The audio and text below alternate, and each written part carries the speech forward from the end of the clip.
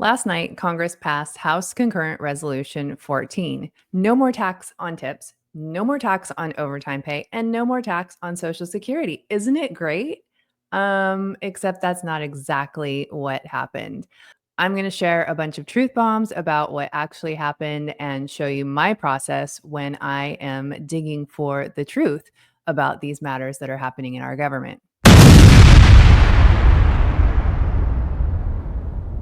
Hey, everybody, I'm Julie Barrett, founder of Conservative Ladies of America, and I'm here with a bunch of truth bombs for you. Now, when I first started waking up to paying attention to what was going on in government, it was back in 2015. I'd really been ignorant about it for my entire adult life. I hadn't really paid any attention. And Trump got my attention with all of his talk about draining the swamp and exposing the corruption in our government. And my evolution through this process has been over the last, well, I guess 10 years now, and slowly coming to a place where I'm a complete political and government nerd. And I really do deep dives and go down the rabbit hole on these things. And I can't even help myself. So, one of the things that I have wanted to do as I explore and discover the truth about these matters is I want to share it with other people, other citizens like me who are just trying to figure things out, just want to know the truth and really make it make sense to normal citizens. So, today I'm going to take you on my discovery process for when I hear information like this, when a bill passes, whether it's at a national level, at a state level, or even if it's at your local city or county. They're also passing legislation, and sometimes the information can be difficult to understand, or it's just intimidating, and so people don't really dig into it. So they take whatever the politicians or the media or the influencers are saying at face value. And I'm going to show you today why we can't do that. And both sides of the aisle, whether it's Democrat or Republican, both sides are pushing out the messaging that they want you to hear, not necessarily the truth. And it's not necessarily a bold faced lie.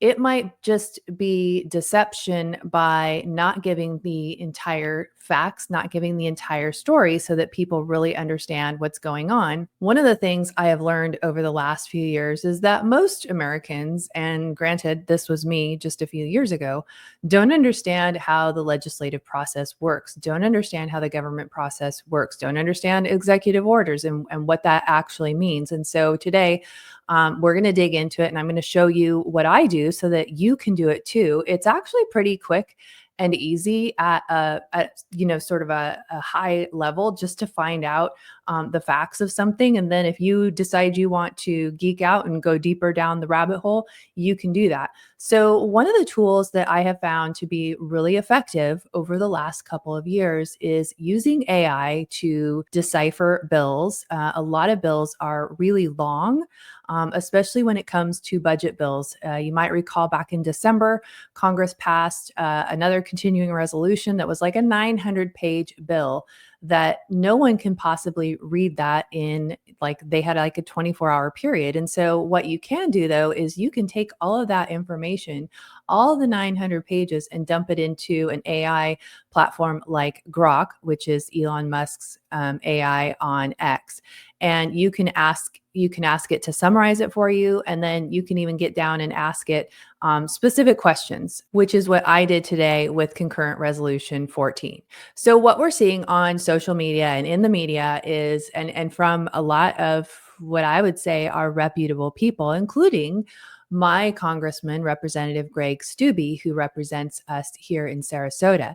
He put out a tweet. His tweet is actually the closest to being truthful that I have seen so far today.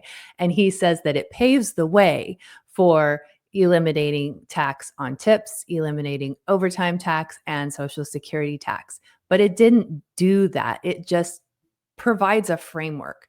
So what I did was I clicked on the PDF for the resolution. I copied and pasted the text of the PDF into the AI. And one of the things I like to do with legislation is I like to plug it into all the different AI formats. It's super easy to do. You just type in summarize and then paste your text and then enter, and it will spit out a summary for you.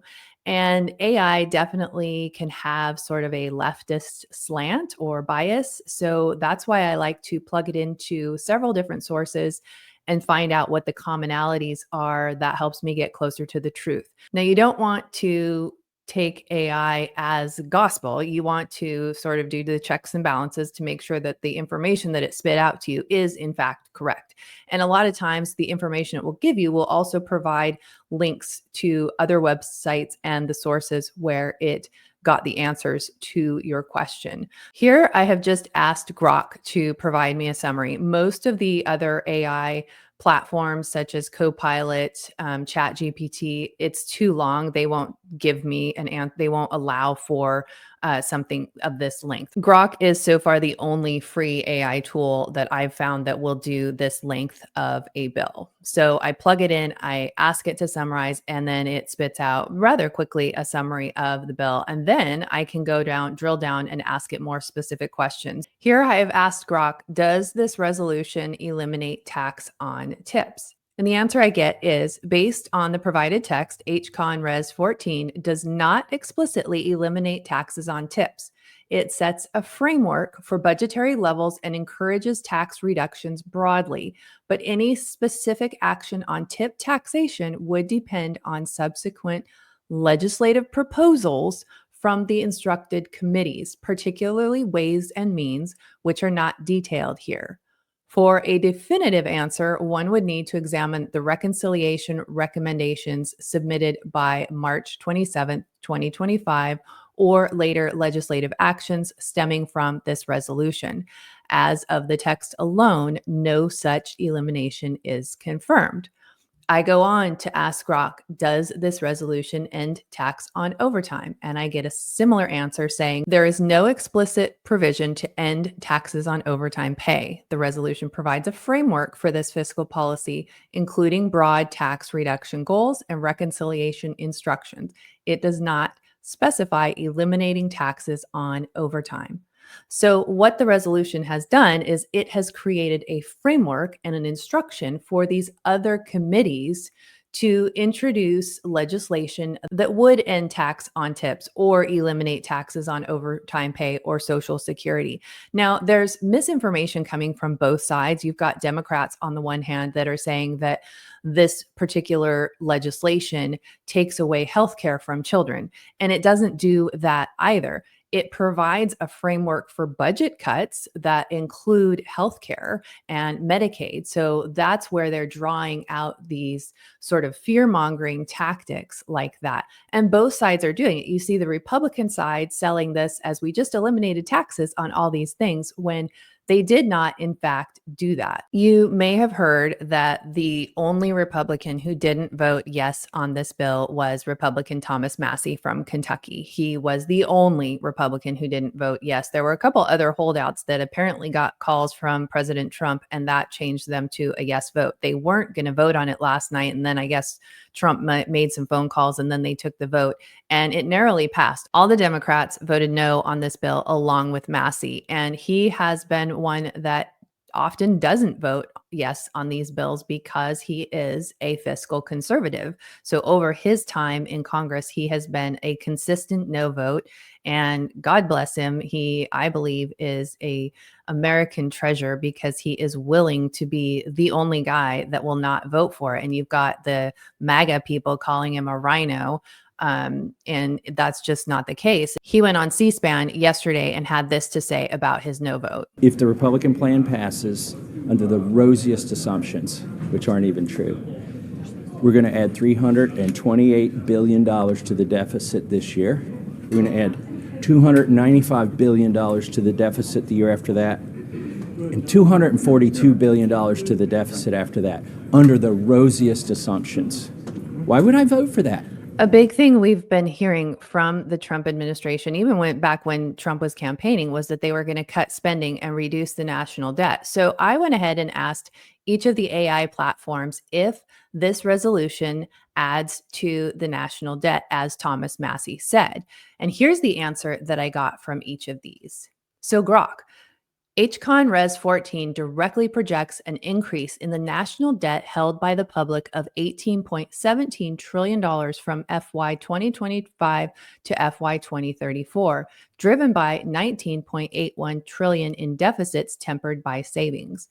Relative to a baseline, it likely adds $3.4 trillion to $4 trillion beyond current law projections, depending on whether the $2 trillion savings target is met due to large deficit increases and rising interest costs. The total debt subject to limit rises by 17.91 trillion, reflecting a similar trajectory. These figures assume full implementation as outlined, though actual outcomes depend on future legislative details from reconciliation.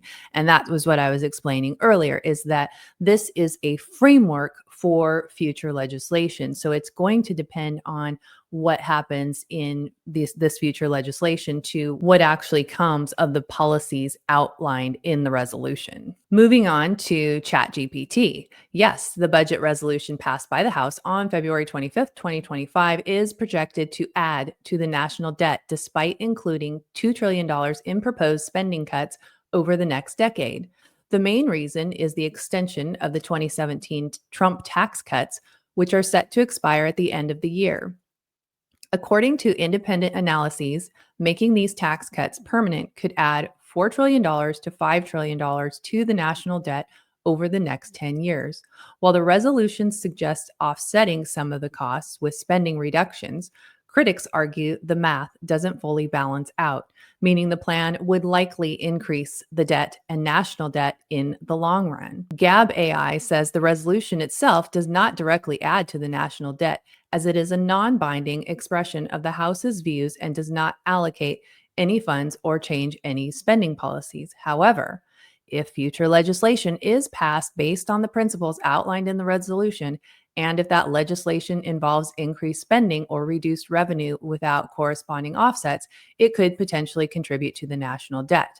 So Gab AI explains simply that this bill is indeed a framework for future legislation. It is a directive to these committees to pass legislation that is outlined in the resolution. Finally, we have Microsoft's Copilot. Yes, the House resolution passed on February 25th is expected to add to the national debt.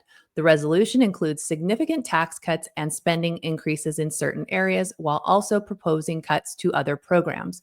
However, the overall impact is projected to increase the deficit by over $300 billion a year, leading to an estimated addition of $20 trillion to the national debt over the next decade. This is a lot different than the sound bites that you are hearing from the media and the sound bites that you might be getting from influencers and politicians claiming this to be such a huge win. I think there are definitely some good things in here, but the bottom line is that we have a spending problem in this country and it simply is not sustainable. And I don't see either side of the aisle really willing to take the measures that are necessary to protect our country from and our future generations from this huge debt that we have gotten ourselves into. And what you see here is both sides using this as messaging to suit their needs and to get the reaction that they want from their constituents or their side of the aisle. I want the truth. I want people to be honest. And this is one of the reasons why we do what we do, is because I have an interest in looking at these things and finding out the details. And maybe you're watching this and you're thinking you'd never go on this mission to dig out the details like I did, but you'll watch my video. And that's awesome because you want the truth. You want to seek out sources that are going to give you the facts. What I really like about these AI sources and being able to decipher this kind of information is then I can decide for myself. I'm not having to trust the media or a politician to tell me what's real. And this also will help you in holding elected officials accountable. We need transparency in government. And what we're getting right now from both sides, from the Republicans and the Democrats, it's not transparency. It is advertising. It is what they want us to hear. They want us to be happy with what they're doing so that they stay in power. Both sides do that. But that's not what's best for our country. That's not what's best for us as citizens and for our children and grandchildren and the future generations of this country. So I hope you've enjoyed geeking out on this with me. I hope that you appreciate having some facts about this. And again, this is just what I've learned. Therefore, it's spun off of my opinion. And I encourage you to take the information that's available and go seek the information and the truths and the facts for yourself, and you decide where you stand on it. I'm going to have links to all of the content and resources that I used to get my information for this video today so that you can go down the rabbit hole for yourself if you would like to. Please do leave a comment. I'd love to hear your thoughts on all of this. I'd also like to know, do you appreciate having this sort of perspective that maybe you aren't getting from other sources? And if you would also be sure to subscribe to the channel, give the video a like, and also be sure to share it. I look forward to seeing you in the next video.